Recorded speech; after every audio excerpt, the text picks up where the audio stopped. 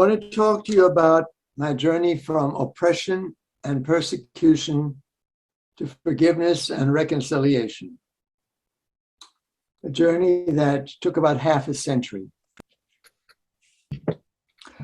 This topic is particularly dear to my heart, and in fact, it embodies my mission to help create a world of peace and harmony by advocating for forgiveness and reconciliation among not only individuals, but also nations.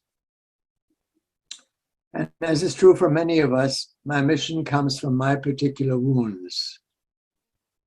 I dare say I might not have survived as a sentient human being had I not found my way to forgiveness and reconciliation.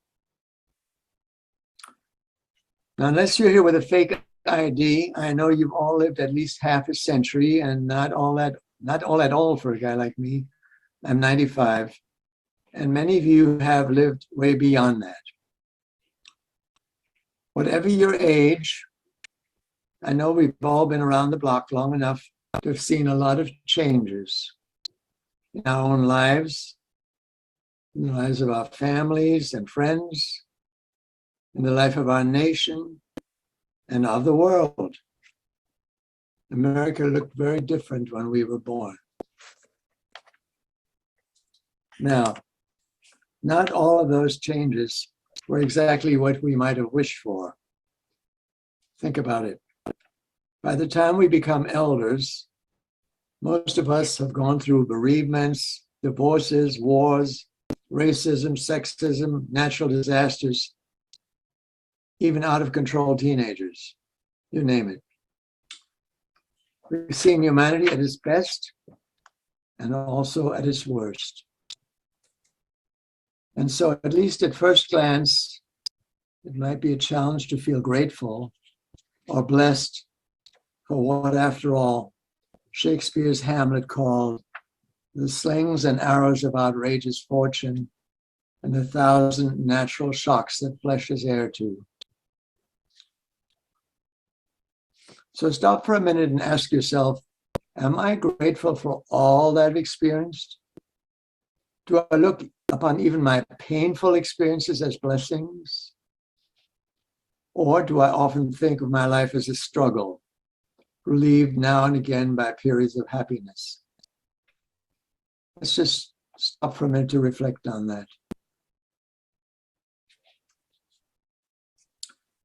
I know that each of us travels a different path in life. We were dealt different hands.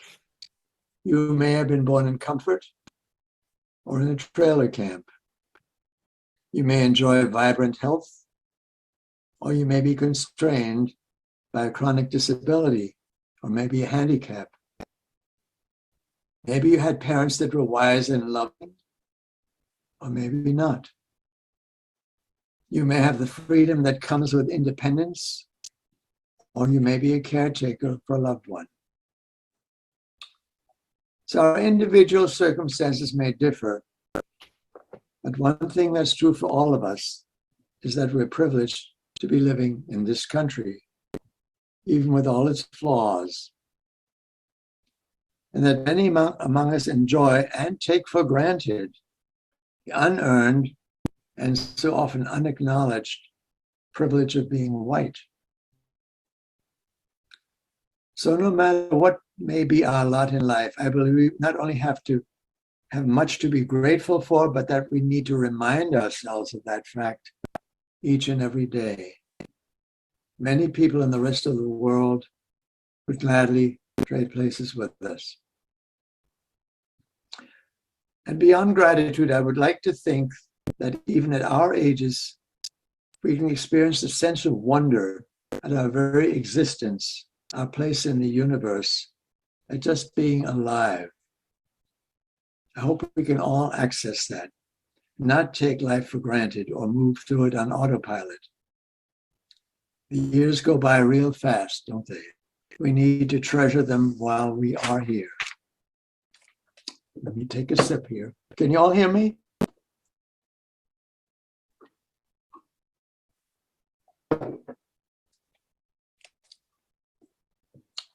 My guess is that we're all evolved people, that most of us are living conscious lives as contributing members of society, that our lives have meaning. And assuming that's true for you, how did that happen? Where did that come from? And how can we keep that going? Because, of course, as we age, we all want to have our lives continue to be meaningful, don't we? And as wonderful as possible.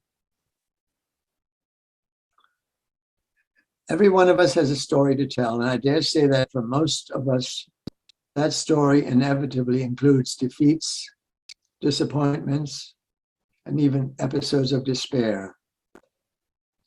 We try to put on a happy face, but at times, when life punches us in the gut, it can prove hard just to go on, to keep hope alive.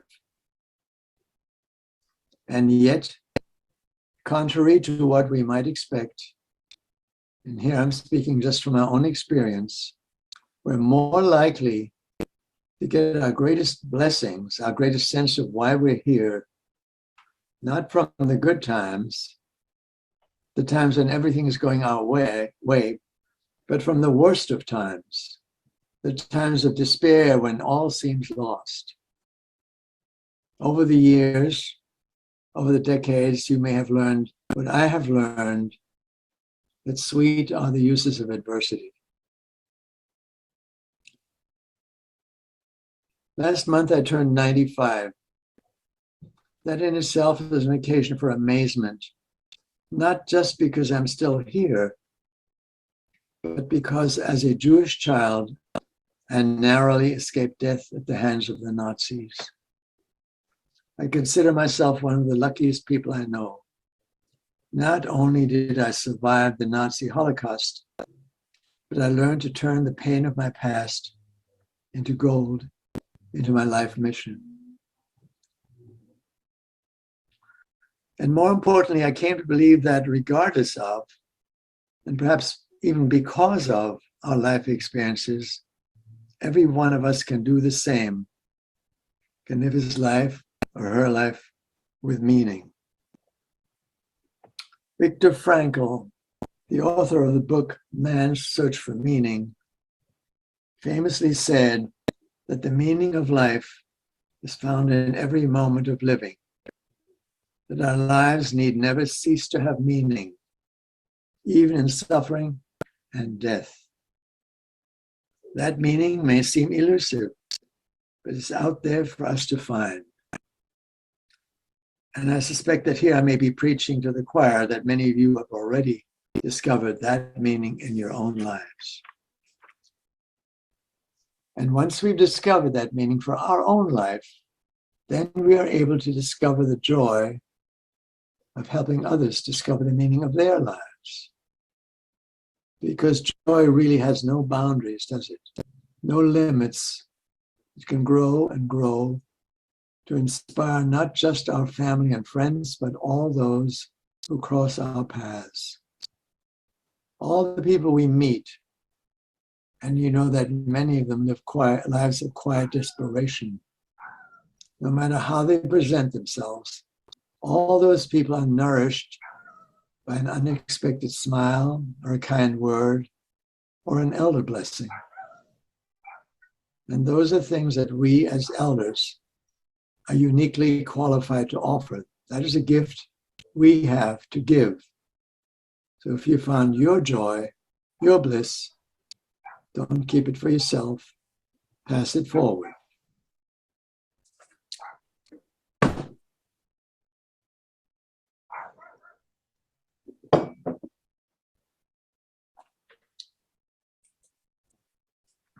Over the years, I've shared my life story with thousands of people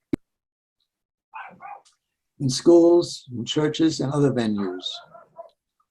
Some of you may have already heard it at a wake at a World Elders Gathering. 9 years ago, I published my autobiography, Survivor's Odyssey, From Oppression to Reconciliation. And a couple of years ago, I was in my hometown for the signing of the German version of the book, which is actually being used in German schools. And now, with your indulgence, I want to retell that story to illustrate how all of our life experiences, even the most difficult ones, can ultimately transform us and enable us to inspire those around us. So I invite you now to accompany me on a journey back in time and space to Wittenberg, where my story begins and where, in important respects, it ends. Wittenberg is a small medieval city in central Germany, founded almost 1,000 years ago. It's the place where Martin Luther started the Protestant Reformation. It's a beautiful town, a UNESCO World Heritage Site. We're back in the early 1930s, before most of you were born. I'm a member of one of the few Jewish families in town, but I live much the same life as other German children. My grandfather owns a shoe factory on one of the town squares. My father belongs to the local tennis and bowling clubs. And my uncle, Max, is a provincial chess champion. Now it's 1933. The Nazis take over the government. On my first school day, a uniformed guard is posted in front of my grandfather's factory, telling passers-by, "Don't buy from Jews." From that moment on, my life starts to change. The Nazis begin passing a steady stream of so-called racial laws. The idea is to isolate Jews from German society. Jews unwanted stickers begin to appear on the windows of stores and restaurants. My piano teacher has to stop giving me lessons. My mother can no longer get her hair done. Jewish teachers are fired.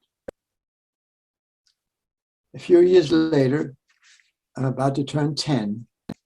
It's time for me to attend the gymnasium, sort of college prep school for boys. Under the racial laws, there's now a 1% Jewish quota, so I would be the only Jewish student. By now, most boys of my age are joining the Hitler Youth, so my father visits the school's principal ahead of time to make sure he can guarantee my safety. When the teacher enters the classroom, we all jump to our feet, click our heels, and all except me, raise our arms and shout, "Heil Hitler!" On national holidays, my classmates appear in brown shirts with swastika armbands. We lined up in formation in the schoolyard.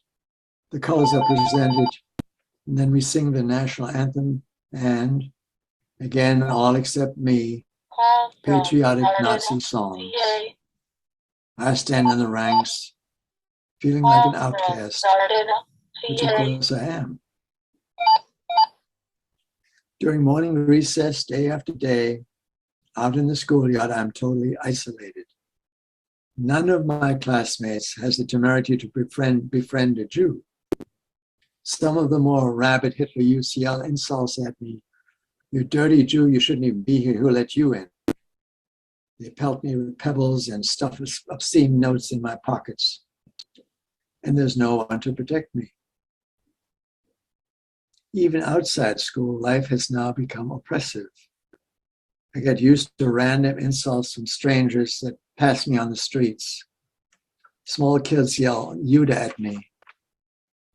People avert their eyes. In my own beloved hometown, my parents and I are treated like strangers. I feel a chill that is, if anything, even more painful than the racial laws themselves.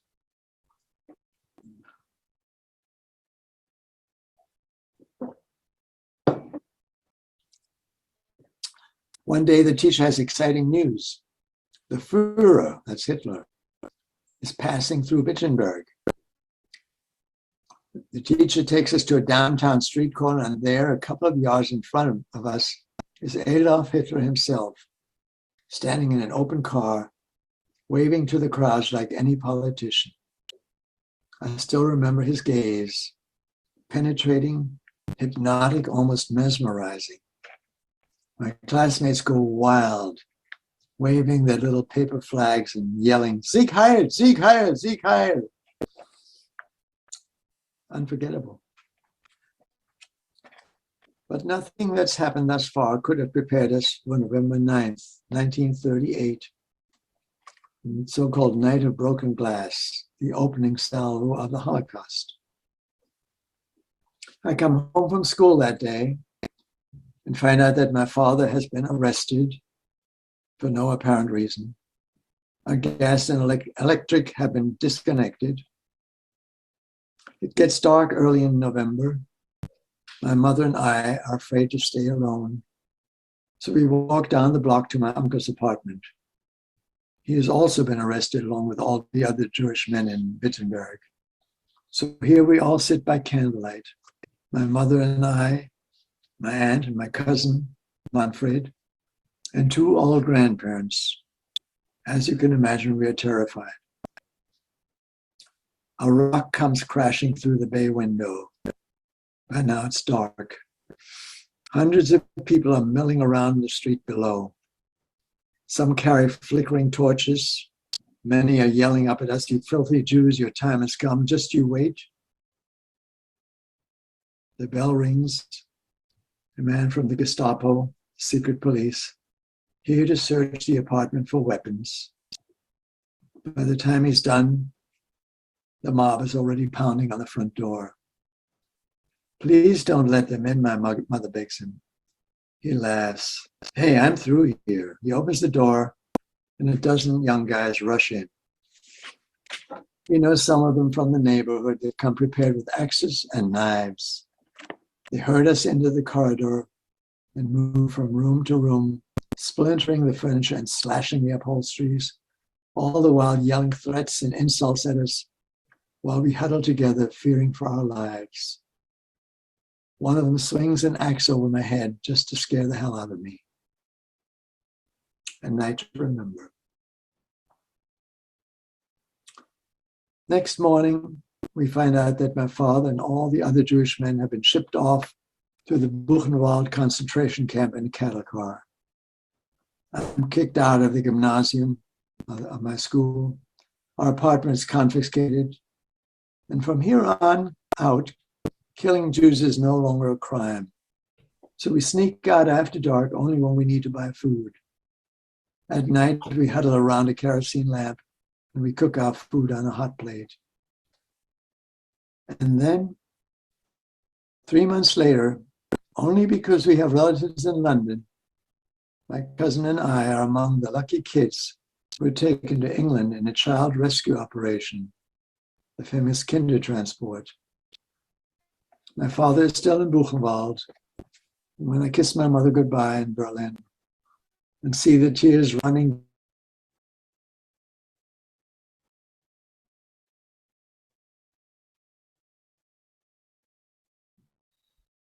Richard, you muted yourself.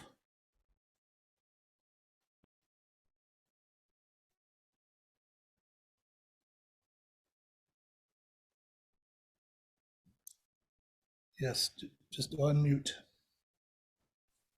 have you been hearing me all this time? It just went out for 10 seconds. Okay, that's fine. Okay. From that time on, I come to believe that there's no one I can depend on, that I have to choose, no choice but to depend on myself. Eventually, my father is released from Buchenwald, and my parents make it to England in the nick of time on the eve of World War II. Once the Nazi bombardments begin, my English school is evacuated out of London. I'm boarded with an English foster family and do not see my parents again for another year. Finally, in the summer of 1940, after a 4-year wait, our US visas arrive. The war is raging. The Nazis have already conquered much of Western Europe, and their submarines are sinking ships all over the Atlantic. We're lucky to get on the last passenger liner to cross the ocean before the US gets into the war. The ship is blacked out at night, and we carry life preservers with us all day. When we reach New York Harbor and catch sight of the Statue of Liberty, everyone is on deck. People around me are in tears, some on their knees, in gratitude for having reached the promised land. Yes, that's where I first learned about gratitude, at age 13. As the saying goes, I'd been down so long, it looked like up to me. If this were a play, this might be the end of Act 1. Maybe a good moment to take stock of your own life experiences, of your own losses. So I invite you to take just a minute to reflect on some of your own life challenges and how you are dealing or not dealing with those.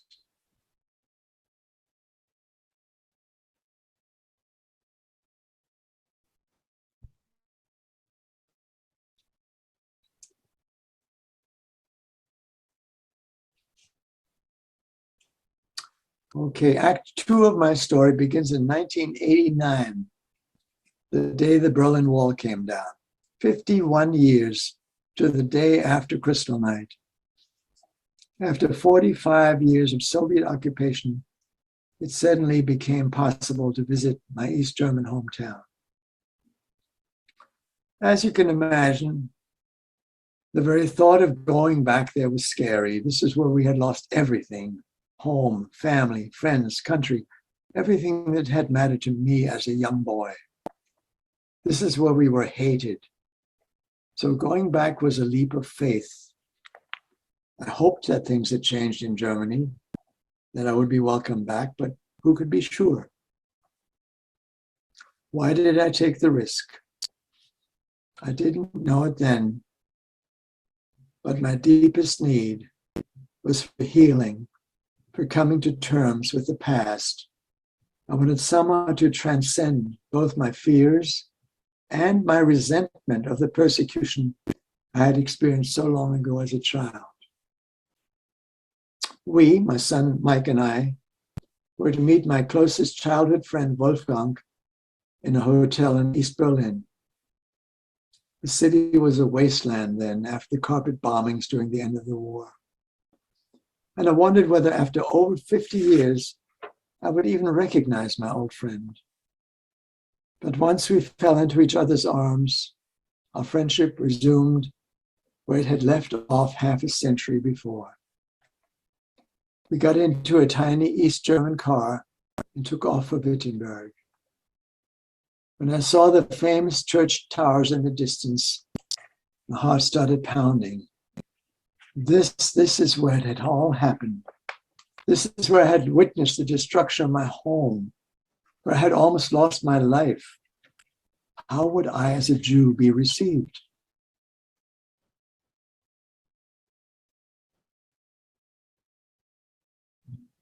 You're muted.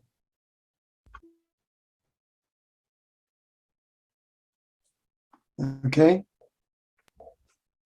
We drove through town, an unbelievable nostalgia trip for me, because Wittenberg was not bombed. It was an open city during World War II because of its historical importance. The town center looked unchanged. I recognized everything as if I had left only yesterday.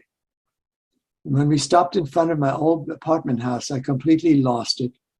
Michael, I yelled, "That was my house and that was my room." I stayed with my friend Wolfgang and his wife for about a week. And now, for the first time, I began to learn how much suffering the Nazis had inflicted, not just on the Jews, but on the entire German population.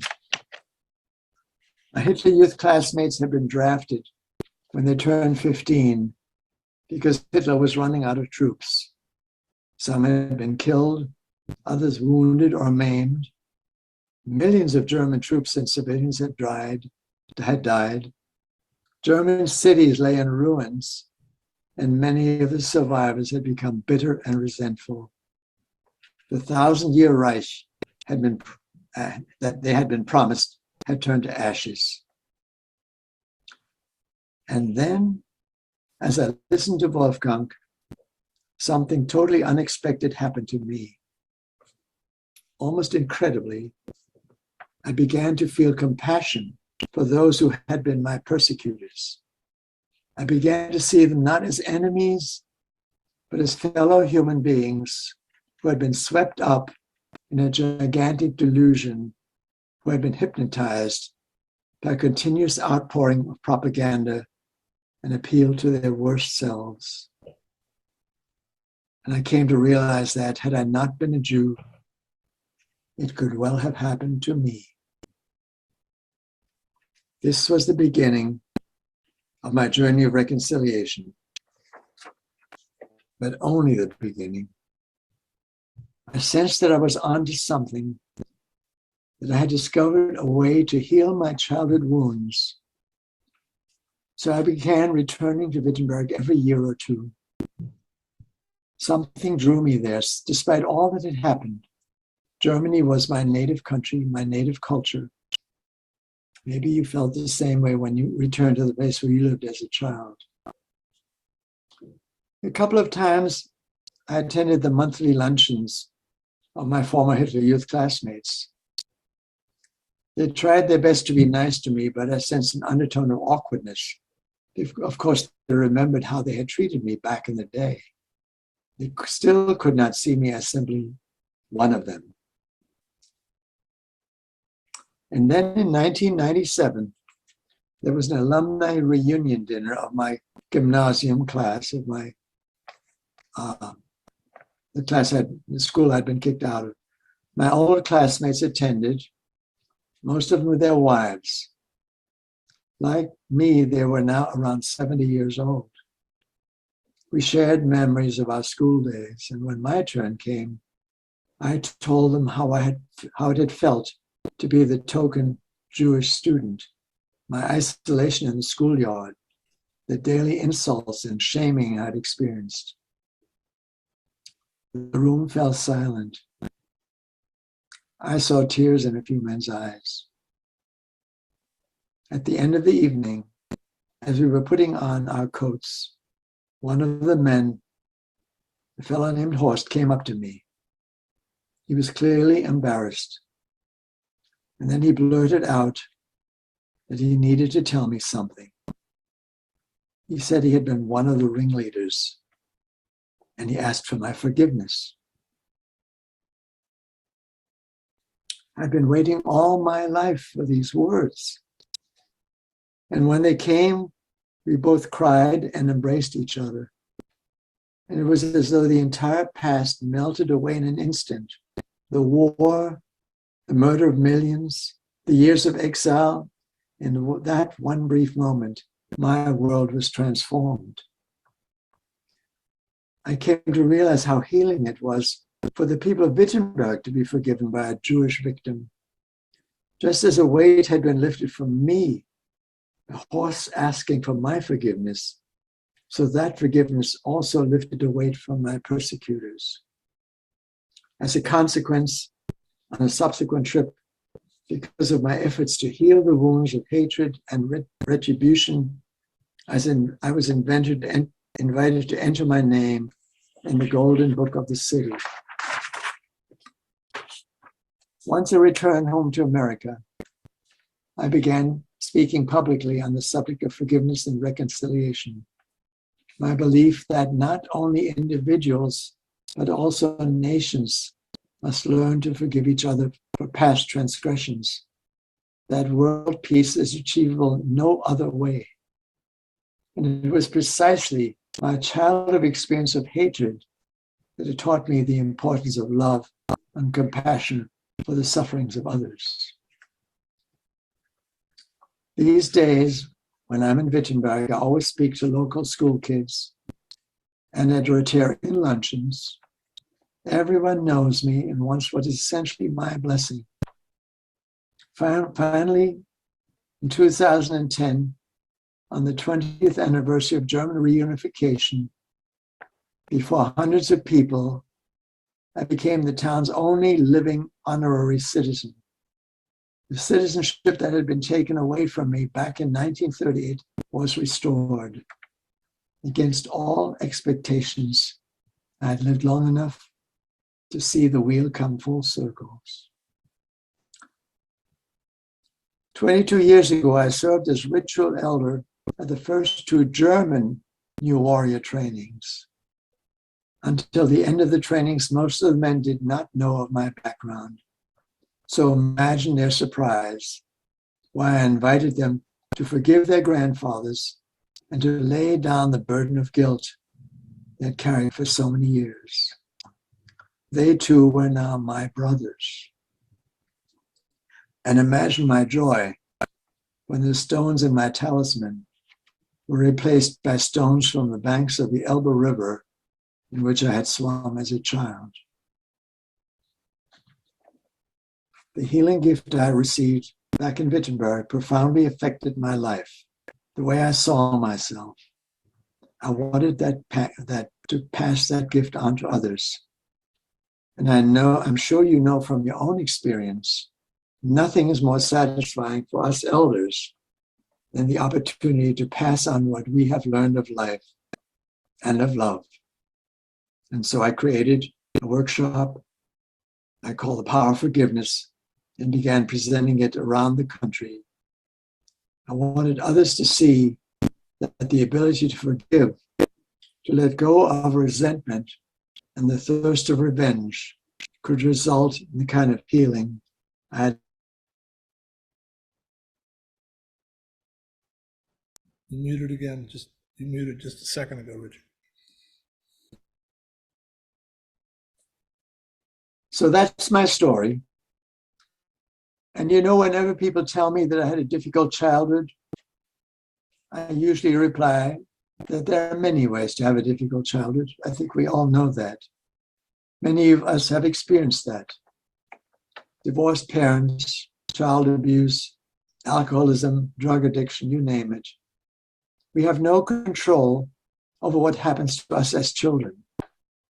All we can control is how we deal with it, how we process it. Yes, we can spend our lives as victims of our past. We can live in lifelong resentment of those who did it to us. But when we get really old and still tell ourselves that we won a moral battle, what we've really done is lost the war. Think back over the course your life has taken, over some of the wounds you have experienced. How do you process that? How do you let go of the burdens of guilt or shame or both?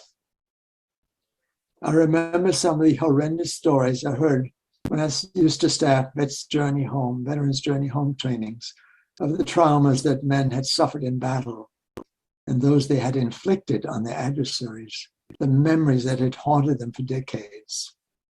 And what a relief it was for them to finally learn to forgive themselves. How does that happen? How was it possible for me to experience such a complete 180? When I think of that angry mob on Crystal Night, how do I process this change? I have learned that reconciliation can produce miracles. So here we are in our elderhood, with all we have experienced, with all we have learned from our experiences. We have a moral obligation to pass that on to those that come after us, to our children and grandchildren.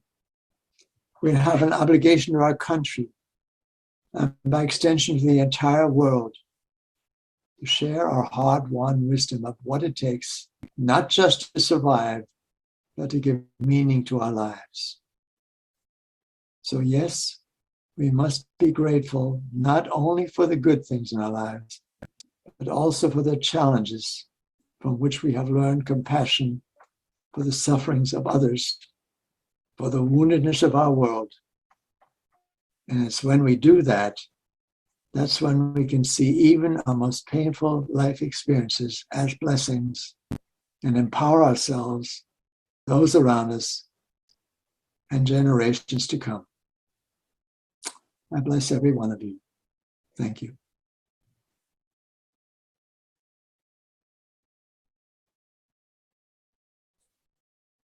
Have you heard that last part? Yeah, we heard that, Richard. Thank you very much for that. And Elliot, I turn it over to you to see if we have time for any questions or if we need to move on. I will make sure we have time for questions. Just to honor not only what Richard has shared with us, but how it's impacted us and made such a difference in my life, and I assume others. So I invite you to at first thank Richard profusely for his willingness to share the story, to talk about forgiveness and how much we can learn from it. And then invite you, if you would like to ask questions, to please do so. Thank you, Alan. Well, I'd like to say something. This is Dennis Leaf calling in from Colorado. Thank you so much, Richard. It was worth waiting for. And I've been watching the Ken Burns special this week, America and the Holocaust, and I came away from that pretty confused. How of the humanity against people against each other, and how that could happen. And Richard, you helped kind of explain it to me a little bit in the way of talking about forgiveness and realizing that people were hypnotized and coerced and living in fear themselves, fear of their own lives. And it just begins to help me understand how this could happen. I realized there's evil in the world, and let this never happen again. And it is happening again, and we got to keep on top of this. And thank you so much, Richard. I have posted a lot of stuff on my Facebook page, drawing attention to the fact that it starts in small steps, and we got to be aware that it's like 1932 in America, sort of, and that's a terrific series. I watched the whole thing, and the first 2 hours were really my story in a way. How it started very slowly, and it grew, and before they knew it, they'd been mesmerized. And Trump is kind of a junior league dictator, and he's got a lot of supporters for some reason. And there are people that have their own grievances. They feel like they're the victims. He's told them that. And you got to push back, and it's fine to do that. And the people that are doing it to you, whatever it takes, and it's scary.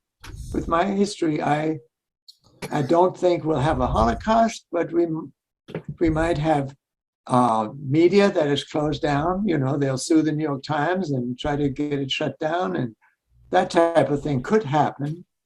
And all the people who are poll watchers, they're being threatened. That's terrible. Ordinary, middle-aged women who volunteer to be poll watchers, and now they're being threatened as far as who the approval of the ballots. And that takes me back. That's how it started. We really got to be very intentional, and don't forget to vote. Thank you. Richard, I just have to stop here to bless you. That went right through me repeatedly. One of the most amazing presentations I've heard in my 71 years. Yeah. And what a gift you are with how your journey and how you've wound up manifesting and being such an incredible example. And just blessings to you. You'll see a lot more in my biography, which, by the way, has won the. Can you see it? It's shortlisted in the Eric Hoffer Book Award for nonfiction. It deserved more than honorable mention. I'll just say that. Well, there's only one winner. And there's a one runner-up, and there's 3 honorable mentions. I'm satisfied with honorable mentions, right? So I appreciate that. But it's my story to tell. Yes. If you guys had that kind of a story, then you would be the ones who could tell that story. But I didn't do it on purpose just to give you a good story. I just lived it. And it just so happened. It was just happenstance to be one in a small town. And my father, of course, came back from Buchenwald. He was only there 3 months. He came back a damaged man. He was no longer who he was. He had been humiliated, you can imagine. You've seen some of the scenes, how they slept on these racks, and he went through hell there. And he told me little about it, but he was a wounded man after that. Never quite the same as I knew him. He could no longer assert himself as he had before. So, but, I'm lucky to have escaped with my life. Yeah. That axe could have gone a little lower and chopped my head off, So I have so much to be grateful for. I really do. And so do you all. Even with all your bad experiences, that's why I've emphasized that. We all go through terrible things in our lives, but you've got to count your blessings. And then even when we get old and we lose some of our faculties, we get wisdom instead. We get experience. There's always a trade-off. Maybe we can't run as fast, or we can't think as fast, but we have learned wisdom from our experience, and that's worth a lot. And first of all, I bought my first car when I was 32 years old. It happened to be a Volkswagen Beetle. And all my Jewish friends said, "How could you?"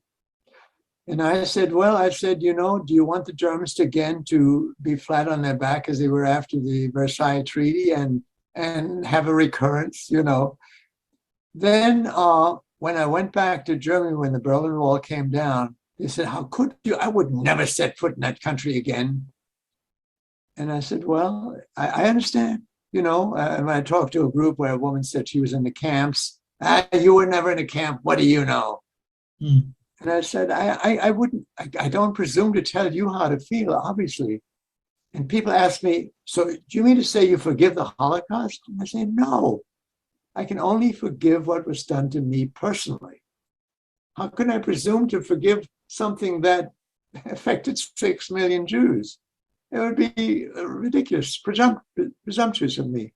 So no,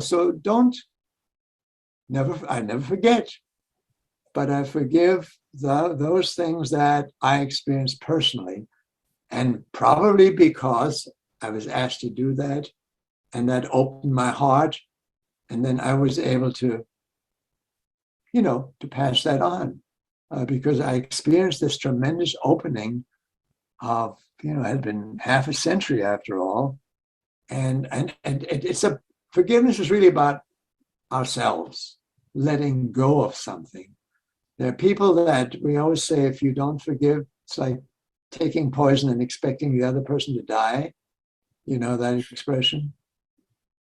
And so it's a relief to say, I'm not going to hold on to that anymore. I will never forget anything. I mean, I've got the whole thing in my mind.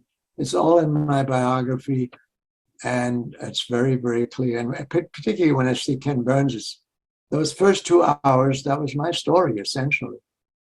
It all came back, and I have a couple of books, in fact, other people have written, which contain a chapter about me. So I'm blessed to be here, and I'm blessed to be talking to you guys. You're my fellow elders.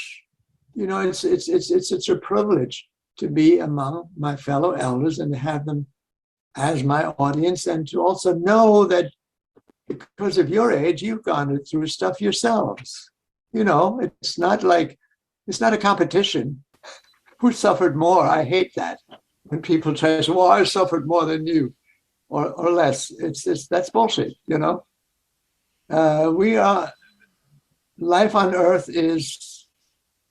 involves suffering. And at the end of my book, in fact, I always say, I lived with foster parents for a year in England while waiting for our visa. And these were Wesleyans, sort of Methodists. And they had a piano, and my foster mother, wonderful elderly woman, got me to play some of the hymns. And the one I remember is,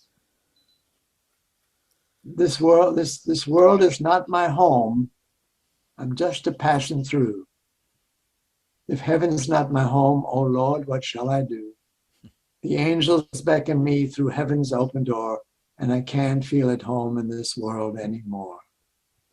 And that really stayed with me. This sort of like, we're only here on earth temporarily. Of course, unless you're Catholic, then you may come back, but most of us, But so I'm blessed to be. I think of my life on Earth as a vacation on a beautiful planet, and like all vacations, as you near the end of it, you feel kind of sad. Oh, I don't want it to end, but it does end. So enjoy the time you've got here to the full. And that's about all I can say about that. Richard, those beautiful, beautiful words are a way to thank you. Yeah. And How many ladies do we have here on this? How many? How many women? How many ladies? I'm calling you ladies. 1, 2, 3, 4 or 5 in this group that I see. Yeah. But there've been several more Yeah. Good. as part of it. Yeah. In most You of the wanna say faithful something? So I faithfulness. thank you all for Yeah, I get off thank mute. you for Susan. your patience, You have one and more thank you, comment that Rick, for your introduction and for your patience. It must. I feel so embarrassed that you had to wait Richard? that long. Richard, I want to say, as a Yeah. Jew in America who's been protected for so long and had an upbringing that was just, my grandparents came over from Russia, and it's nothing compared to what you went through. I need to hear your story over and over. I need to read your book, and I need to share it. So I just want to thank you for sharing it from your heart.